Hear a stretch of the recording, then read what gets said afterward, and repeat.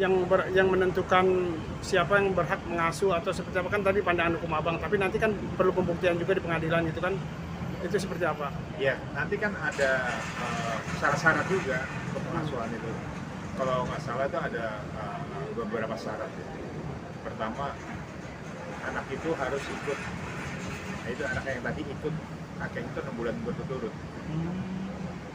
Lalu ada surat izin juga dari, kalau kita mau ngadopsi anak itu harus ada departemen sosial. Kalau mungkin yang berhubungan hukum, surat keterangan kelurahan lah, gitu.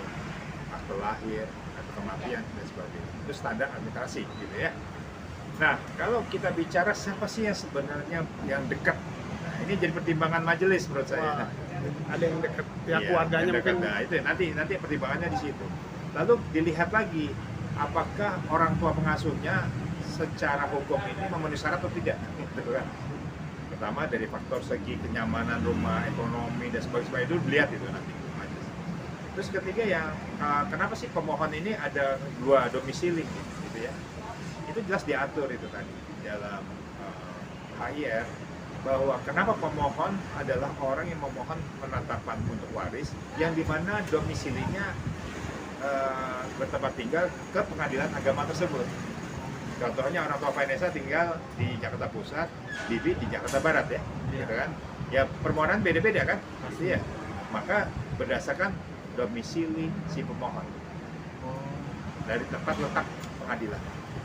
Tapi Bang, seperti kita tahu ayahnya Vanessa dan ibunya ini kan ibu sambung. Apakah itu nanti bisa mempengaruhi keputusan pengadilan, Bang? Ya, kalau menurut saya itu tadi, apakah syarat atau legal standingnya orang tuanya Vanessa kuat atau tidak? Misalnya, dia seorang bapak doang, ibunya nggak ada. Kan tadi kan dalam hukumnya itu kan harusnya ibunya, neneknya gitu kan.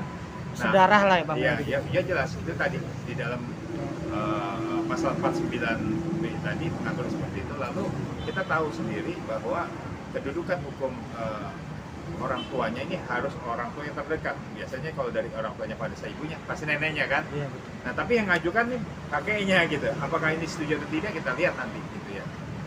Nah posisi ini nanti menentukan waris siapa aja yang mendapat waris, berapa bagiannya. Itu yang tadi yang menurut saya diatur dalam Undang-Undang Nomor 3 Tahun 2006 Pasal 49B, ya kan?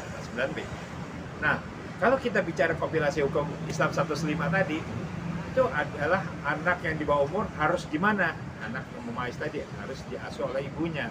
Kalau prosedurnya apabila ada perceraian, mau perceraian, perpisahan, tahapan kematian, itu diatur. Nah, apabila ibunya nggak ada, kemana nih?